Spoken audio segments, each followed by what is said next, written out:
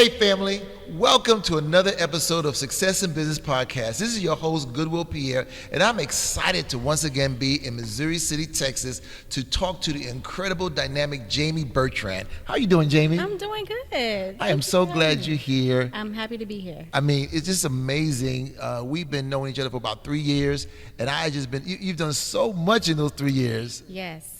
Look, before we get to what you do for the city of Missouri City, I would love for you to break down and tell family what type of work you do as an entrepreneur. So I am a real estate broker. I am bi-coastal, so I have an office here in Texas, in Missouri City, Texas, and I have one in California as well. Oh my goodness. Yeah. And now, you recently been appointed to some professional trade boards. Please tell family what type of position you hold in that field. So I actually was elected. This was the first position. I was elected to the HAR, Houston Association of Realtors, Board of Directors, Southwest Region. I was elected to that. Okay. And recently appointed to the Texas Realtors Board of Directors. Oh my goodness. So you just, and you're a family person, aren't you? Yes, I have 3 children and a wonderful husband of over a decade. Over a decade. Over you a just decade. do it all. And you making that money. I see your Yeah. I see your TikTok reels and your all the other stuff, Instagram Watching stuff. my TikTok. Oh my man, God. you know I'm on TikTok now. They got me. Oh, they got my me on TikTok. goodness, Yes, I'm on love TikTok. TikTok. Yeah. You got this old boy on TikTok. So listen, family. Since I've known Jamie, it's just been awesome because she is chair. Why don't you do? You're chair of the Missouri City, Texas Small Business Advisory Committee. Tell me your role. Tell family your role in that position. So my role as a chair is really just to engage the community and to engage my fellow community members and come up with things or initiatives that will support our local small business owners. Okay. And in some things, what's some of the things you've done so far this year? Oh my goodness. So we have done a lot. And first thing I'm really excited about is we have a small business directory. It's called Discover MCTX. This is where local small businesses can go and register their business and try to get them that brand recognition throughout the city, excuse me. Can you post things on that website too? You can't post, but you can register your business. They have restaurants, they have gyms, anything that you need in Missouri City. It's kind of like a travel guide. For Right. Missouri City. Right. And so do you know how many people are on it so far? I do not know how many, but it is growing, and you can follow Discover MCTX on Instagram and Facebook, and all of the content they have there that supports small businesses. Even parks is on there. That's amazing. It's really resourceful. That's amazing. So look, success in business is here. Our whole mission is to educate, Yes. equip, and empower the small minority and women business owner. And October is National Women's Small Business Month. So what I want to know is, how did you get started in real estate? What was your muse? I mean, what made you really get started, and what made you such a success that you are right now? So I was in loss mitigation for a bank. I have a financial background with the bank, and what I was doing before was foreclosing. And then I just decided, I wanted to be on the other side of that, and help people, because this was during the recession in 2008. So I wanted to help people keep their homes. Right. So when I initially got into real estate, it was doing loan modifications is what I was helping people with. But because of the market, I ended up doing commercial leases. But ultimately, I wanted to just keep people in there, put people in homes and keep them there. That was I'm a servant leader, so that's just like, what I do. It's my passion. And so did you find it very difficult to just get into the market? I mean, how hard so before you answer that question, you were a real estate agent, real estate broker. Break that down so people, say for instance, someone wants to understand how to get in real estate. Please tell family what type of things you do within that umbrella of real estate. So I'm a real estate broker, which is pretty much like the highest title you can have. I was a real estate agent first for about 7 years. And then after that, I was with larger brokerages. And then I wanted to start my own brokerage so I can just have a little more freedom. Like I said, I was doing loan modifications. There were just certain things that you couldn't do under those umbrellas. So that was one of the reasons why I decided to get my broker's license, so I can have a little more flexibility in how I show up in the community. So is there some type of difference between being a real estate agent broker and being an entrepreneur? Like, I mean, did you find that you had to, what is your definition of an entrepreneur? So my definition as an entrepreneur, they are, first, they create jobs. You know, Okay. they are the backbone of the ecosystem and within a community. I treat my business, and a lot of realtors, I try to empower them this way because a lot of them treat it as a hustle. Right. I actually, and it took me some years. It's not like I just automatically knew what to do when I got into business, because Right. I'm first generation. No one else in my family have businesses. Even, you know, most of them don't even have, a college education. So I'm first generation, and I think, if I can say this, what changed the landscape of the way I looked at business was going through the Goldman Sachs program. And that helped me do a business plan so I can be bankable, and it taught me about trademarks and intellectual property, you know, stuff like that. So I try to empower my, realtors or realtors that I just know to treat this as a business. Right. You know, and know what your cash flow is, know what you have coming in, know what you have going out. Right. Because it's important. Right. So when you started your business in 2008, as you said, any of those times you want to just give up? You just want to just say, let me just get a job? I wanted to give up yesterday. Explain that to family. Man, you know what? Every time I have somebody so far on this podcast, every single person who's successful, I mean, sometimes I be thinking I'm alone, but one of these things about this podcast that I discovered is that, you're not alone. You're Everyone, not. So if you don't mind, Yeah. I want you to tell family, if you can, what made you want to just give up? And can you say?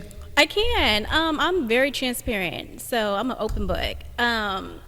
I just paying attention to like what was going on in the market, or what's going on in the market. Like, we have interest rates, we have insurance, we have interest rates, insurance, sales prices. Everything. There are so many things that are impacting the way we do business. And inflation, like eggs are $8, cereals $9. It's just, it's insane. So just doing my forecast for the next year and my projections and what I made last year, this is, Q4. So I'm looking at my numbers. I know that's right. And seeing what I need to do, what I need to change, what I need to add, what I need to omit. So, I just wanted to, I'm like, I'm tired. I'm tired. And then on top of that, I'm on several boards. I have that. I have 3 children that are in football and cheer. I have, a husband. It's just so many things. And I told my husband actually yesterday, I said, I'm ready to retire. Yeah. He's like, sorry, you can't retire. Yeah. But I love what I do, at the end of the day. It's just, we have our moments where we just want to say, forget this. So one of the things that I like to ask entrepreneurs is, so you have your whole business, the actual doing the business. You pay your taxes, you pay your staff. Yes. So how did you transition from doing everything by yourself to having people do things for you, to hire? I mean, at what point did you realize? See, I have my story. I mean, and I haven't told family yet. But what is your story as far as that transition from just doing everything by yourself to then maybe having an assistant? What was that? What was that like? So it is hard to, especially because I'm the type of person, if I don't do it, it's not right, So I is that a control freak? Is that what that's I don't that know. name? I don't think it's a control freak. I don't know, but I'm one of those people, and relinquishing responsibilities and delegating was the most difficult thing. But I can say, when I educated myself on my business, and I hired a real estate coach, right? Yes. And the real estate coach was like, if you don't have an assistant, you are the assistant. Right. And you're doing $13, $14 tasks, you need to be, delegating those things. Right. So I did, and knowing that I had to scale and opening my office in California, I decided that I needed to, get a transaction coordinator, get an admin assistant, some people to do the paperwork. Right. I didn't want to be bogged down with paperwork. Right. So it was difficult, and then looking for the funds. That's a job, and I have to make sure that payroll check cashes Right, every right, 2 right, weeks, right, you know? right. So that was one of the things that scared me, because it's like, I don't want to put other people's lives in my hands, you know? Did you ever come close to that? To what? I mean, not making payroll, not making. No, because one of the things that I do is I make sure two things: my rent is going to be paid on my office, and my staff is going to be paid. So Right, those right, are two yeah. things. Those are non-negotiables. So that's what with me. Everyone gets paid before me. Yep, Yeah, exactly. everybody gets paid. I am the last person to get paid. Isn't that kind of hard? I mean, when you think It- about it, especially when that's why I your wanted to own quit. mortgage is due and everything like that. That's exactly what I wanted to quit. Oh yeah. my goodness. So here in Missouri City, how have you found doing business here in this city, as far as your business growing? So I live here, which is a plus, right? Yeah. And I'm in a community. I'm at the HEB. I'm at the school. My children go to school here. Like I said, they play for the Sienna Stallions. So, we are here. So opening my business here was just, and it was easy. It wasn't. Well, I have an office, so I didn't need much build out. I didn't need to get too many permits, but it was the best thing for me to do is to have my headquarters, and that's what I call it, my headquarters here in Missouri City. Right. And having the councilmen, and not just the councilmen, but the elected officials, they're so hands-on and boots on the ground, and Right. having their support Right. Has changed the landscape of me doing business in Missouri City. That's amazing. That's Yeah. amazing. So what type of advice do you have for entrepreneurs, and you got to break this down. So you love what you do, but Yes. sometimes you hate the entrepreneur aspect of what you do. Yeah, that check Yeah. that doesn't come every 2 weeks. Yeah. Sometimes I want that consistency. Like I know that I'm going to get paid every 2 weeks, but that's just, not how it is. Right. Yeah. It's kind of interesting. You love what you do. I never asked you, so you want to quit, but what makes you stay? What type of examples that have happened to you to say, I'm glad I didn't quit? And it may not be money. What type of thing? Why do you keep abusing yourself and paying everyone except you? What motivates you to just keep going? The lives that I change. The clients that I work with. I have elderly clients who I'm working with right now, who have to sell their home because insurance is too high. Wow. And they just can't afford the maintenance. And just being there to support them and to walk them through it. We are a part of the biggest transaction that you're ever going to make. And not only that, I do commercial as well. So being able to support new businesses and to use my experience and what I've learned at Goldman Sachs and Cornell to support them and to share the structure of how to build your business and Right. what you need to look for when you're going into a commercial space, zones and all that stuff. I love being a part of that. It's empowering them. It's empowering me too to actually keep going. We've talked a lot, and I cannot overlook or let slide by how someone's experience in growing up kind of contributes to their drive now. Is that the same with you? Is you growing up and in your experiences, does that have anything to do with your drive today in your business? Absolutely. So I grew up in East Oakland. Not the best. I don't know if you know about Oakland. It's not the best. Definitely. It's not the safest. Yeah. But I grew up there, and I am a product of public schools. But just my mother was a teenage mother. She was 15 when she had me. So, and we are originally from New Orleans, but she moved to Oakland so she can get the support from her older sister. That's how we ended up in Oakland. Right. And she just, she was 15. Yeah. She didn't know what she was doing. So we grew up on welfare. We grew up, on food stamps. All of that, and she struggled. I started working at 15 so I can support the house and my sister. I have a younger sister, and that absolutely, I never wanted to live like that. I never wanted to. I make this joke with my cousin because when the lights were out, I remember when we had the Hurricane Beryl, the lights went out, and so I was really nonchalant about it. Yeah. Right? I was really nonchalant about every it. day, yeah. And so a friend of mine was like, "Why are you so calm? You don't have lights." I said, "Oh, that ain't nothing. Well, I lived without lights before. We literally, would go without lights. We had to steal lights from outside with a, extension cord, and not because of a storm, right? Because we couldn't pay the bill, Yeah. And I just did not want. I just didn't want that. She Right. didn't want that for me. She was very, very, very, very, very strict. So there was no boys whatsoever. Right. She was very strict, made sure we was in church every single day. And so she has a lot to do with it. And just what she instilled in me have a lot to do with it, but also just seeing how she struggled. Right, I just couldn't let her down, and I just did not want that life for me or my children. Right.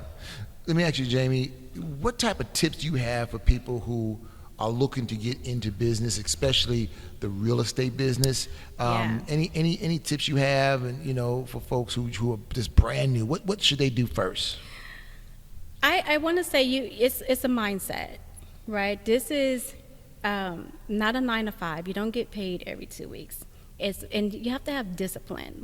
There are things innately that you have to possess to be a successful entrepreneur, I feel. But if you want to get into real estate, you have to be agile, and you have to embrace the pivot. You have to embrace the pivot. Break that down. How much time we have, guys? Can we? Because I cannot let that go. She has to do. So this is what she said. Let me repeat this, okay? Family. This is why I love it. We educate, equip, and empower small minority and women business owners. So you said you had to be agile and you have to embrace. That should have been our thing. We have to embrace the pivot. Oh my God, look at that. Write that down, take a picture. Break that down. What does the agile part of business mean, and embracing the pivot? Don't be scared to pivot. Mm-hmm. I don't even think you have to embrace the fact that you had to pivot. Because we get stuck in our ways, right? Wow, there are so many realtors who don't want to embrace social media. Well, that's where video is taking over. So is that a pivot, or is a expansion or marketing, or what you said was so deep? I mean, I'm taking that. Because I remember last year, and one of the things that we're here is because of what's going on October 18th. Mm-hmm. But we had Level Up Pivot Soar, right? Right, we did. So I've never heard embrace the pivot. So you have to pivot. So maybe you're doing. I have a friend who did IT, and then she decided to be a flag person, things like nature, or decided to. And so you kind of pivoted in order to go where the market is, where the money is. But some people pivot, but they don't embrace it.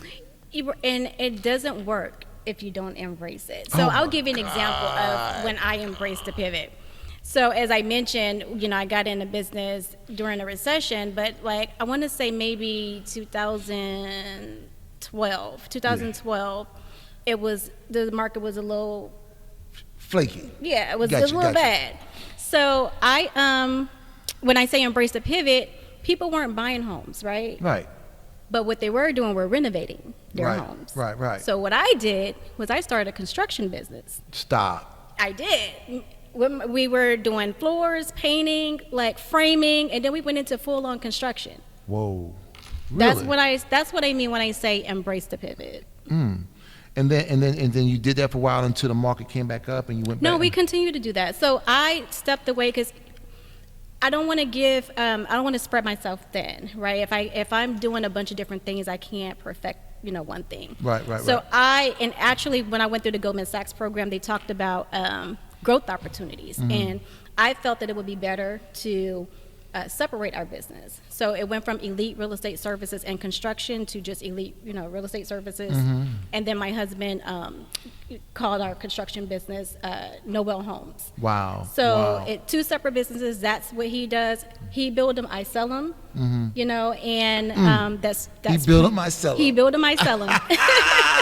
That is on fire. Yes. That is on fire. Well, family, I'm telling you, it has been so exciting. Hey, Jamie, I just want you to know, you have to be agile. You have to embrace the pivot. Embrace the pivot. I want to thank you so much for being here, Jamie. Thank you for having me. I really appreciate it. Family, thank you again. that was another episode of Success in Business Podcast. Make sure you subscribe, you like. You want to send us any information or questions or ideas, go to info@successinbusiness.org. You can hit us on TikTok now at Success in Business. Whoa. You can also get us, you can also get us on Facebook, Success in Business, Instagram at Success in Business. My name is Goodwille Pierre, your host. And as always, I wish you success in business. Thank you, family. Have a good night. Bye.